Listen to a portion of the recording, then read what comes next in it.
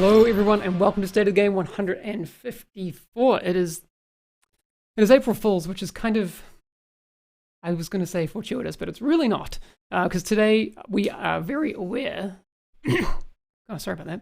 That the chat's going to be pretty spicy. I just want to make sure that you know that we need to make sure that things stay as respectful as possible. Hey, look, I mean, we respect our audience enough to do this stream. Even though sometimes it's hard, we would just hope that you respect us enough to try and keep chat cool. Criticism is totally fine and warranted, but keep it constructive, be respectful, be cool, and we're going to have no problems. All right, I'm going to make sure that we bring in Chris and Bruce and we get started with the thing I know people want to talk about. We want to talk about the sanctions that have been taken against accounts, like the suspensions and stuff. So we're going to kick it off with the thing that everyone wants to talk about, us included. All right, Chris, Bruce, how you doing? Hi there. Hey guys. You should all be coming through nice and loud. People Awesome. also saying, hey, this is a pre-record. No, that's definitely not the case. No. Because we probably would have made sure that Bruce's camera didn't look as, film noir. But I'm in my it is French what it is. period right now, There you go. Yeah. Right, I also don't think that pre-recording this would have worked in these times from working from home. Like getting that all set up is quite difficult, and then streaming it and everything. I don't think that's going to help us. Yeah. Would have been a hell of an April Fool's joke. I mean, that's true. Now that you say, actually, no. Too All late. right, so let's kick it off. I know, Yeah.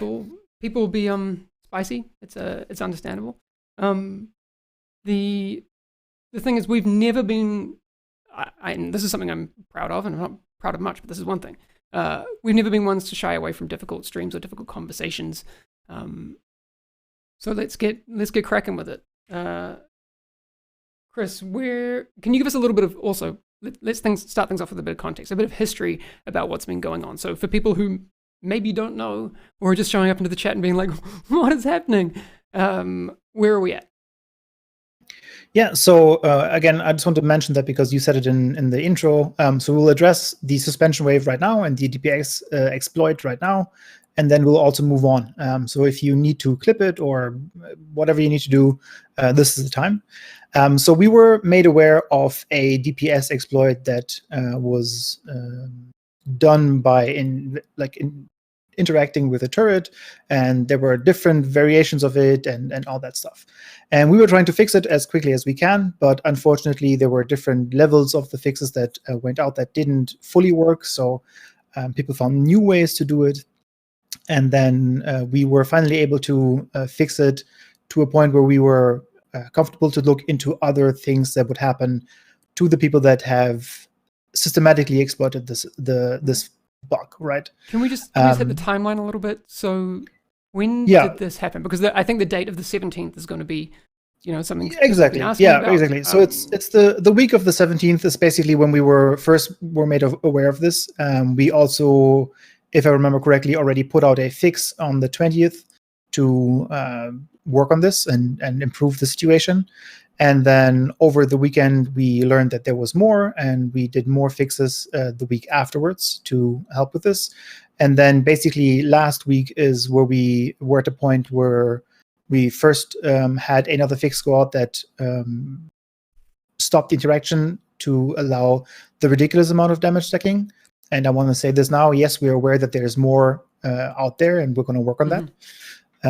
But at that point, we were also lucky enough to have the time and breathe over the weekend to make sure that we can look at data to identify people that have used the exploit. So, and I say lucky not because we're lucky in terms of, we just found it, but it's like it gave us some more time to look at the data and also find out what are the criteria that we want to use. Sure. So we're now in the situation where yesterday, people who have had their account flagged with that activity, we won't go into exactly the numbers of people that have had that or exactly the numbers that have been used to detect that. But those people were given a 1-week suspension and a rollback to the 17th, correct? Yes, that is correct. Yeah. I also want to say, like, I've seen some comments of people saying, like, oh, like you probably looked at my group, or you looked at, like, I did something with other people and stuff like that. I just want to clarify, and Hamish said it very well. We will not tell you how exactly we detected it, simply because we don't want other people to avoid this detection method in case something else comes up and down the line. But we looked at a account. So we didn't look at who you were in a group. We didn't look at if you were doing something else with some people, if there were 50 million other people, it doesn't really matter. We really looked at your account and what you have been doing with the data and the criteria that we had. So this gave us a very strong confidence on the suspensions, because we could rule out that you were basically just caught in a random matchmaking group. That had nothing to do with the suspension at all. Sure. One of the things that I've also seen a lot of people talking about is, we're using our methods of detection for these things, but the narrative around false positives, right? Some people who are saying that they've been grouped up with people or it happened. I've been talking to some people who have been part of the team that have put this suspension wave together, and also it's better to call what it is because there have been no bans. Let's make sure that we call it what it is. No one has been banned. So everyone who's had action taken against their account will be able to play the game again next week. But when we do get reports, and you should report if you feel like actions have been taken against your account unfairly, do let us know. That's the same with everything. Every time there's bugs or things that you don't think are going right, we do want to know about it. But those have been independently looked at where we can on those cases. And what we've seen is that, in reality, those accounts that have claimed that have been shown to have that they've been basically exploiting. That's not to say that there haven't been some false positives, so do keep letting us know if you have been unfairly had sanctions taken against your account, so Ubisoft support can help you out. Yeah, and that is more a general thing, right? Like if you ever feel like there's something wrong with your account, or if you feel that you weren't even online the last 2 weeks, reach out. We, again, have been very diligent on doing this. That's why we didn't do it last week. We took the extra time, and that's where we are right now. One thing that I want to also say, because you brought it up a little bit, narrative, right? So I've seen a lot of people on Twitter tagging me and on Reddit and everything, saying like, oh, like it's they suspended like 50% of the player base. Nowhere near that amount, not at all. We're also seeing a lot of people that had no idea what that exploit is. You have to understand, Reddit is not the universe. There are a lot of people that have never been on Reddit. They never go on Twitter. They don't do anything. They just play the game on their Xbox or on their PlayStation or the PC and Stadia, and they just play with their friends and they have a good time. We have millions of players, and while the suspension wave was significant, it was nowhere near 50% or anything like that. So I just want to stop that narrative, and also then have that discussion end up of being misleading, where people are saying like, oh, like next week there will be no players anymore, there will be no matchmaking. Absolute nonsense. There will be enough players for you to play, and again, the majority of people did not use any exploits. It's also worth noting that there has been statements made after the fact about what will happen to people, because there's been reports of other ways to do similar exploits and that sort of thing. Can we be very clear about what will happen to people who do such things that are against the terms of service? I guess in both cases, if they have already had sanctions taken against their account or if they haven't. Yeah, I think it's really important to once again clarify that we do take actions when we can verify for 100% what's happening. So if we find an exploit, if we can reproduce it, if we can fix it, all that stuff is great. And then again, we will look at our data. We can't look at player reports only. We can't look at screenshots or on clips or whatever. That is not enough for us. We need to be 100% certain that what we're doing is correct. So for every exploit, no matter what it is, we will look at our internal findings. Obviously, we're going to use the reports that we're getting to make some connections and all that stuff. So please send them over. That's totally important. But then on your first offense, as we now did it, you'll get a 7-day suspension. And if there's another exploit and you haven't learned from the first exploit happening and you're using it and you're getting a suspension, the next one can be a permanent suspension. That means you will lose access to your Division 2 account. Great. Okay, cool. I think we're pretty clear on that. I think players know what's up, so you know what to do. Yes. If we do come across anything else we want to say about the situation, we will do so. But like we said earlier in the stream, we have a lot of other stuff to talk about because there are constant maintenances and updates to the game, and we want to address those too. Again, like I said before, if you feel like there's been sanctions taken against your account unfairly, do let support know or let us know. But as it stands right now, when we're looking at those things independently, we haven't found a false positive yet. And we have been looking at that. Okay. Bruce. Sorry, man. You awake? Or are you doing your best Yannick impression? Can't tell. I actually think maybe they're frozen. Oh my god. My computer has actually frozen. I'm not even kidding. They're not doing their best Yannick impression. My laptop has frozen. I'm going to restart that and get them back here. Who knew? I'm not even kidding you. We'll be back. Let me just cut to this and I will bring them back in a sec. I actually have to force restart my laptop. But the good thing is I'm not doing the stream on the laptop. I'm doing it actually on my other computer. The joys of working from home. That is actually poetic. I mean, yeah, we're throwing this stream together from home on, a bit of a jerry rig, and these things happen. Have I been licking my paintbrushes lunch clops? No, I haven't. Chat is really moving today like a hero. It's tricky because it's hard to respond to it when we can't really read the big ones. Ban the laptop. All right, I will ban the laptop. Sorry, just logging back in. Hopefully I can get Chris and Bruce back in a Discord chat real fast. Redundant systems. Yeah, see, this is how you got to run a stream. See, if my computer had frozen, no one would know what was happening. But look, I'll use this opportunity to tell you how the setup's put together. Because right now I'm in my home. I have a laptop that I'm running Discord off. That's running it over NDI. I do want to make sure that I close a few things so we don't get some notifications, but it should come in pretty quick. We'll see. I mean, I know people. Oh, hang on. I think I got you back. Let's. All right. I think we're okay. All right. No IT. I don't want my new software updates right now.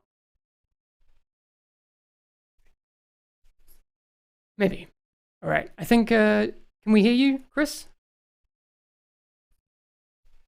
No, it's not coming through yet. I need to do some stuff. I don't know why. You guys can just keep chatting away. I'll try and adjust this on the fly. This is really fun. Chris, you do? That's so nice.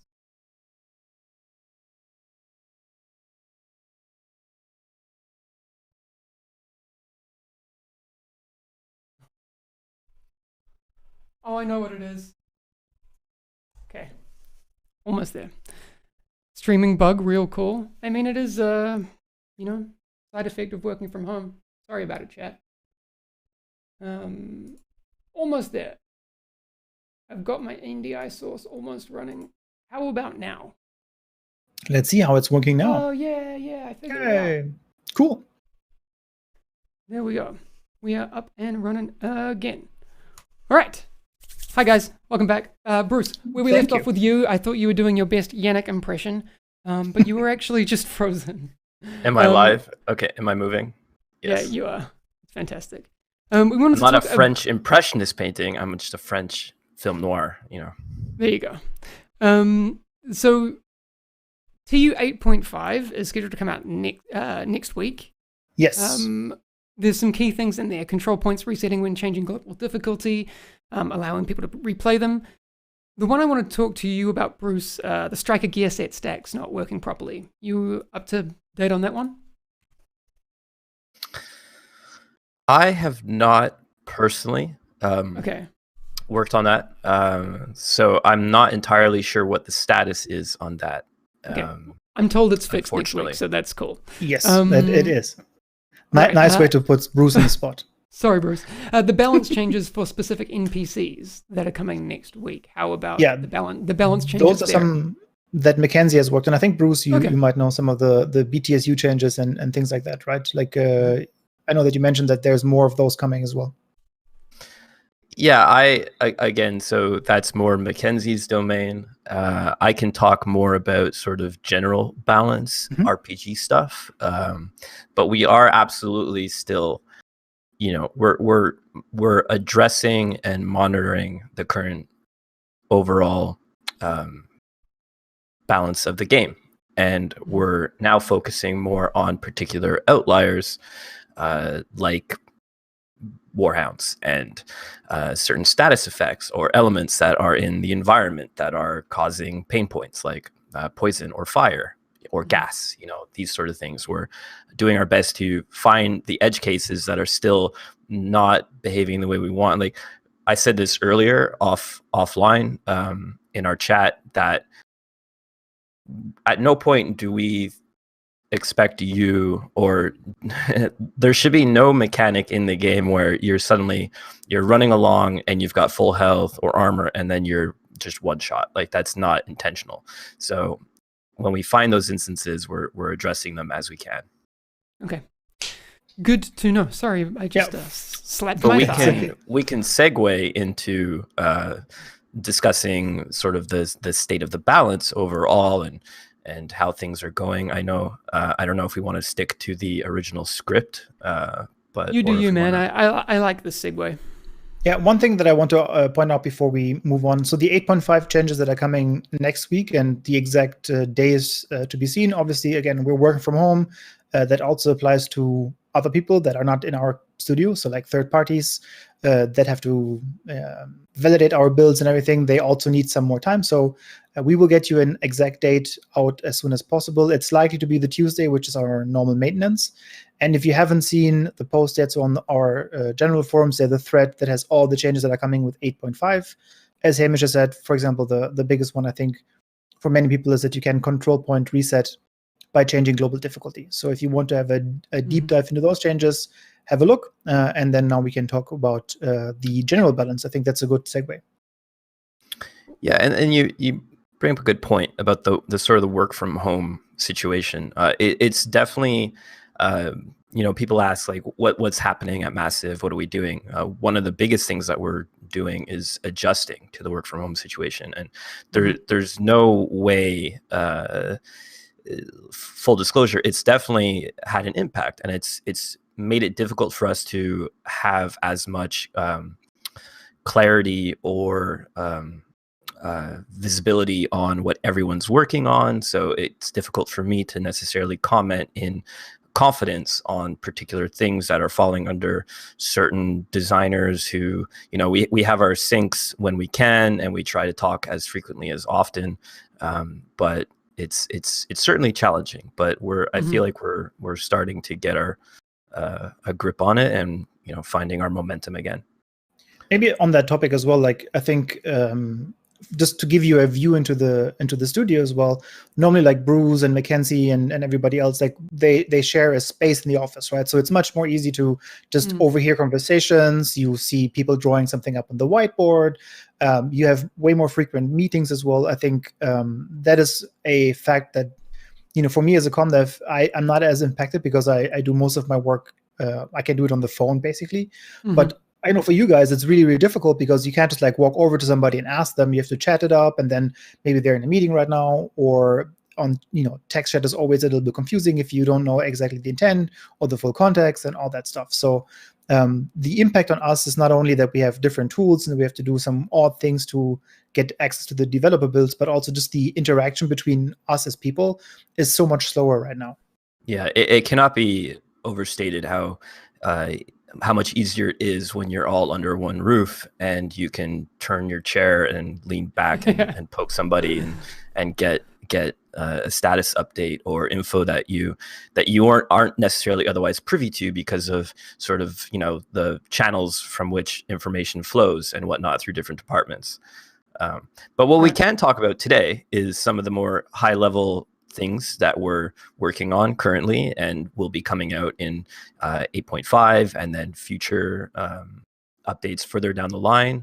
Cool. So I don't know if there's Sounds one good. thing in particular that we could like jump into, but maybe we could just start with sort of the general, I guess, post NPC adjustments with Sure. you know, how the group scaling feels and the difficulty of challenging versus heroic and all that stuff.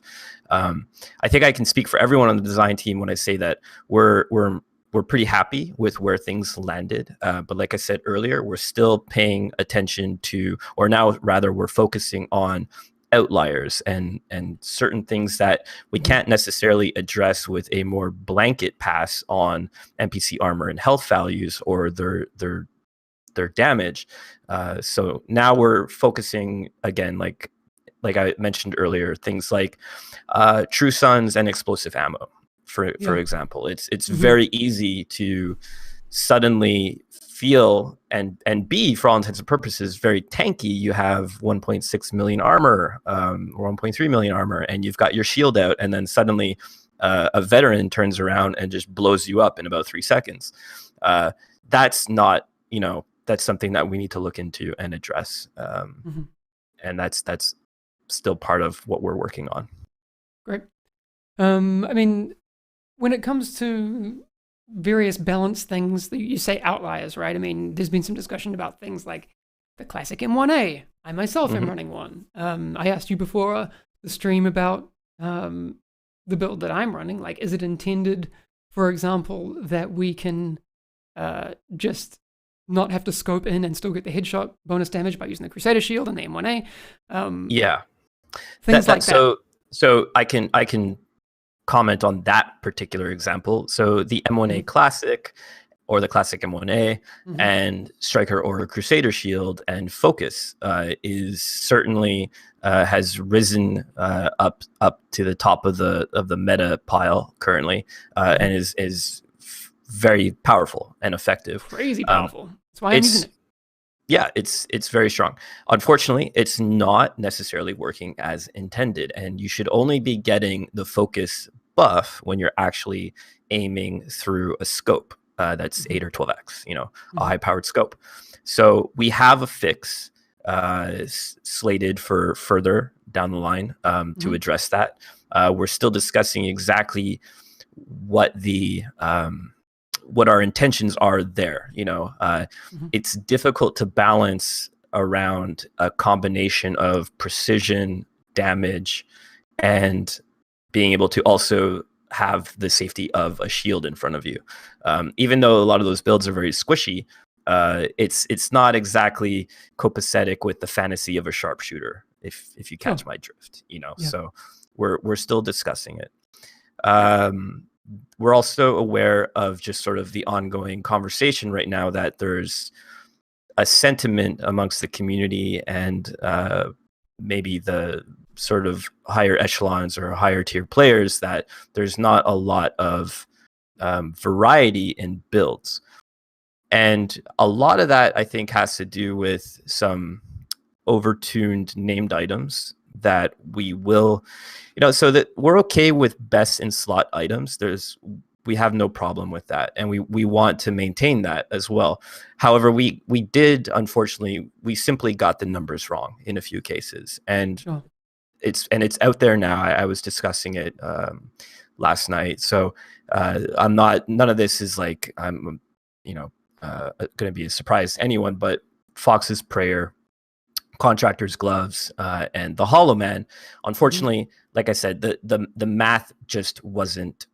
We didn't do due diligence on that, so they're slightly overtuned. We're going to address that. They're still going to be very powerful, though. They're going to do what they say on the tin, and they're going to be very effective at what they do. And we want there to be certain best in slot items because we want to validate the chase and we want it to feel good when you get these things. Yeah. Unfortunately, there's sort of like, it's a complex sort of combinatorics where not only those three particular named items have three very powerful attribute roles on them, but they're also on brand sets that are sort of further compounding the issue because Contractor Gloves is an LMG brand and Fox's Prayer is a rifle brand. So they sort of go part and parcel with our two sort of like, quote unquote meta guns, LMGs and rifles. So we have some plans to address that. One in particular is that we're going to bring assault rifles.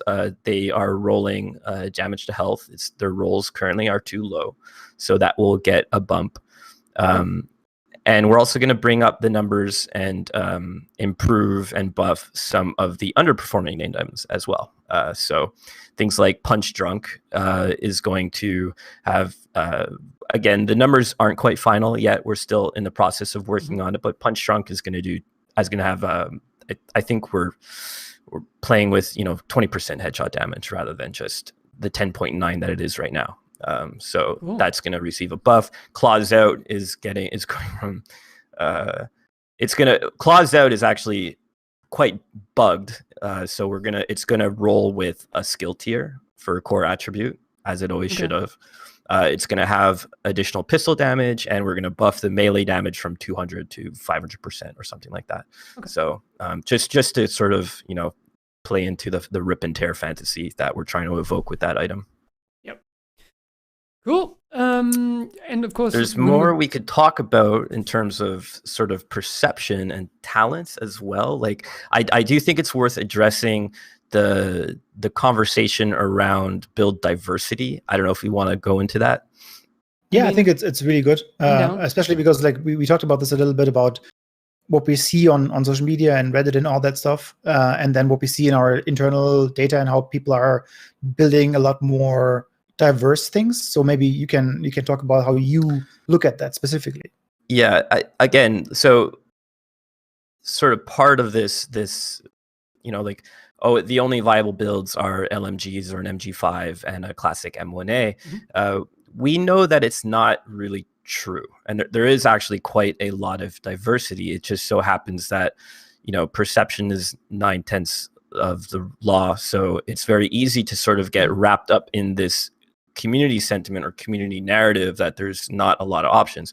We're privy to big data and analytics, so we actually have more concrete numbers to back up our suspicions that there is some variety.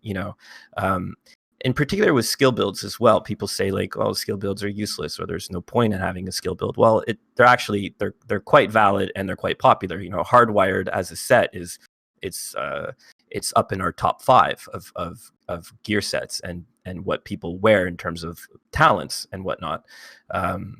So, and Unbreakable, is at the top still. So it's not just people running around with Vigilance and Glass Cannon or Focus. There's quite a bit of diversity there.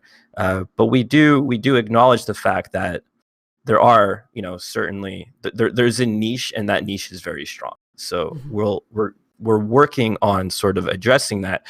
And I want to repeat myself here. We don't like I said, we're okay with best in slot items. We're not going to just suddenly nerf the classic M1A into the ground or the MG5 or the Bullet King or what have you. We're going to just do our best to maintain the strength of, easy access to different play styles. That's our prerogative. Like that's our main goal as far as the balance is concerned. And it's no fun if only, if the best build is the holy trinity of the Hollow Man, Fox's Prayer, and Contractor Gloves, and a classic M1A and a Striker Shield with Focus, then it's not really fun for anyone. So we're gonna do our best to sort of bring up the underperformers and address the few outliers. Cool.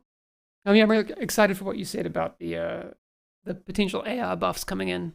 I think that one kind of flew under the radar of a lot of people. Yeah, and again, that's just a good example of, that's on us. We got the numbers wrong. We mathed, we did quick math and fudged a bit. So we're going to address those. Cool. No, it's good to hear that you can do some better stuff. I like it. And for to go a little bit back on how we're going to present it, because now obviously Bruce is saying something and then chat is like, hey, I'm only heard half a sentence, or you're nerfing the things that I like and all that stuff. We will make sure to give you a heads up on what's coming, again with 8.5, but also with what we currently call TU9, which is coming later in April. So you can give us feedback on that as well. Can give us reactions to that. You've seen a couple of the first passes on exotics as well that Matt did. You see those, and we can like maybe have a small segue into this and say like we are also looking at exotics, right? Yeah. So what's out there now is sort of the first step in. Number one, we acknowledge that some of the exotics aren't performing as well as they should be and are underwhelming, and we're going to address that. So this is the first step in that process, but it's sort of the first stage in a 2-stage rocket, and unfortunately we've had to delay. We would love to make one big package, right, and improve everything in one fell sweep, but the work from home situation obviously is challenging, and we're doing our best to get what we can done while also working on content and whatnot, in addition to balance and stuff. But for sure, exotics are on the plate. We had a sync last week, a very productive meeting, looking at what we want to do, and I'm excited for that. There was one. I feel like I would be remiss this one if I don't mention it, because it's something that sort of has squeaked in, and I think is going to also help with this sentiment of there not being a lot of build diversity, and not in the near future, but soon, we're going to be allowing players to loot the currently Raid 1 exclusive chest and backpacks for Tip of the Spear, Negotiator's Dilemma, and Aces and Eights. So right now, it's I think part of the perception of there not being many builds is that unfortunately, half of the sets are, or almost half of the sets are their full potential or their full power is locked behind a raid. So we're going to open that up as well, so that you can acquire the backpack and the chest pieces outside of the raid. You spoiled Nikki's update for next week, but yes. Or was I supposed to stay mum on that? Okay, it's fine. We'll talk. Now it's out there. It's fine. I think people are also happy. Apologies to Nikki. That's fine. Yeah, one thing that I want to add to this as well, like because I mentioned Nikki now, we also have lots more to talk about. So like, we're continuing to do State of the Game from home, but we have Bruce on, this week. Next week, Nikki will be on. He'll also talk about more about exotics and stuff like that, and maybe even something that people will be excited about is the upgrade for exotics. No details yet, but will be topic next week. So we will have more info on that. So we'll try to continue giving you like these little small tidbits that hopefully then will give you the big picture that we want to show you, that we're just currently a little bit slow on because we're at home. Yeah, exactly. So the roadmap, just for people as an update, TU 8.5 is slated to come next week, correct? Yep. And then we're looking at later this month, putting out TU 9. So there's a lot of changes coming, and updates and things being addressed and all that sort of thing. I do want to move on. We're already over the usual time we have, but there's a lot of important stuff to talk about. I do want to kind of go back to the current status of the seasons, because we're still in season 1, Shadowtide, and the next target, Venus, has become available as of today. Yeah, exactly. Like you will now be able to hunt her down in Washington as well. That also opens up some more control points that you can reset. Do keep in mind, I've seen a couple of people resetting their manhunt to do control points. If you don't finish a target fully, it will reset your progress. It does what it says on the button, so be careful with the button. So if you want to finish Venus first, make sure that you do that. There's a bunch of control points with that as well, so you'll have some new blueprints and all that. Additionally, there's also a double XP event right now going on, as with all new targets. So if you are a little bit behind in levels, you can have a good boost on those as well. Okay, cool. I also, while I think of it, some people are saying, well, I've had sanctions taken against my account and I can't play for 7 days, and I'm not going to be able to do the Venus target stuff. That's not how it works, right? We talked about it on the stream last week. You still have access to those other targets. So even if you haven't done the first one, you can do that before the whole event ends. It's still going to be available to you. So don't worry about that. All targets are available until the end of the season. So there's no rush. Even if you currently say I'd rather wait for the next league or for the next global event, that's totally fine. You don't have to do them when they come around. The only thing that will go away is the double XP event that only lasts for this week. Cool. The other thing is obviously the Urban Jungle Apparel event is live now, so there's 4 new outfits, 4 new weapon skins. There's a mask. The mask is super cool. If you haven't seen it, I'm actually going to bring it up. I wasn't going to bring up stuff from last week, but I really want to show this mask again because it's super cool. You can now hunt that down, and there's 10 other clothing items. I just need that mask. That's what I need. Yes, and when you log in, you get a free key for it as well. So part of the season for level 40 players, if you log in, you get a free key and get an item. And then also you can obviously purchase them if you don't want to do the shade level things, and which was quite popular for some players, is you can also gift keys to friends. I know sellout and all that, but I know that a lot of people are very much looking forward to giving friends that might not be able to get all of that the rest of the keys that they need. So I think it's a very nice thing for people to do if they want to.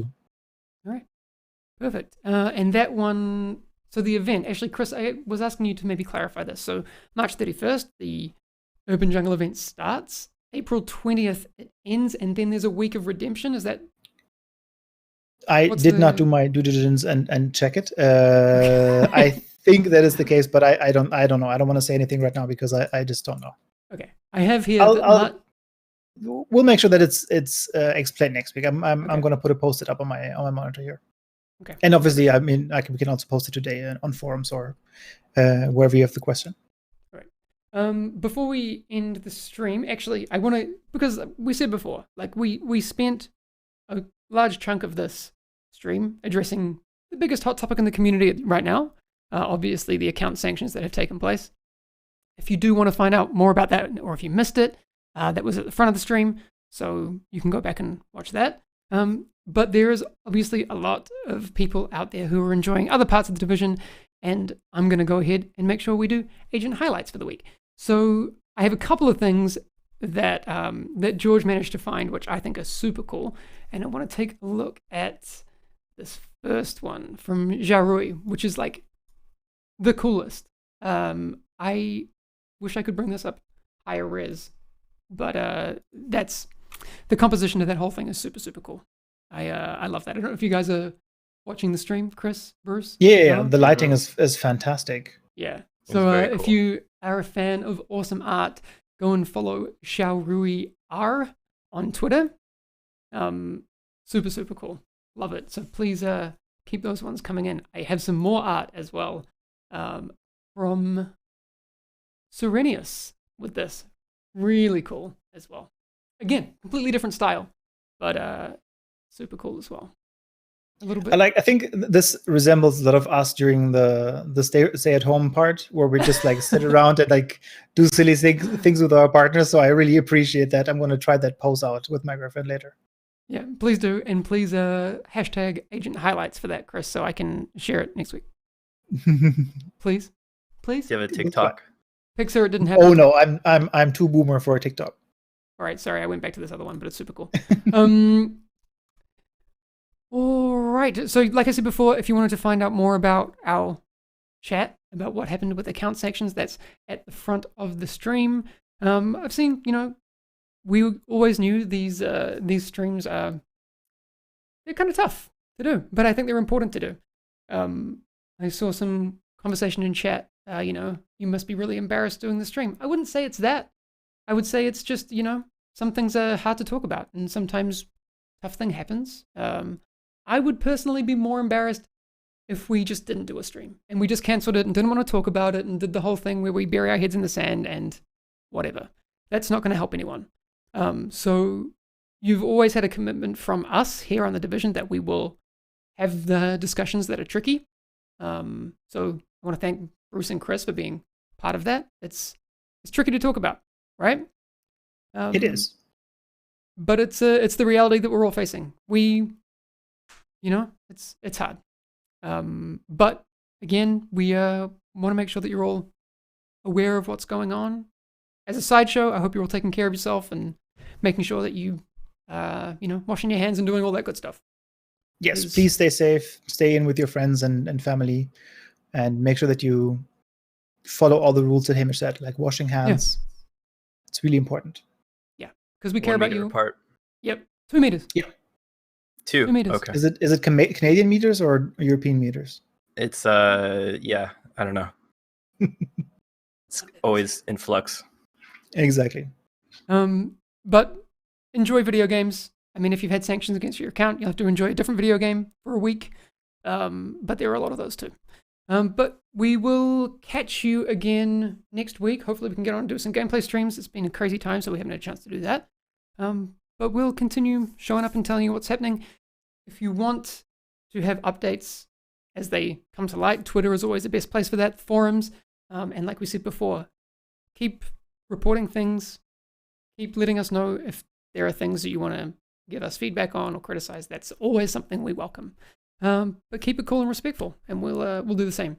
All right, that's going to be all for the stream today, and we'll catch you again next week or before if we manage to do some gameplay streams. Cool? Have a good night. Take it easy. Night, everyone.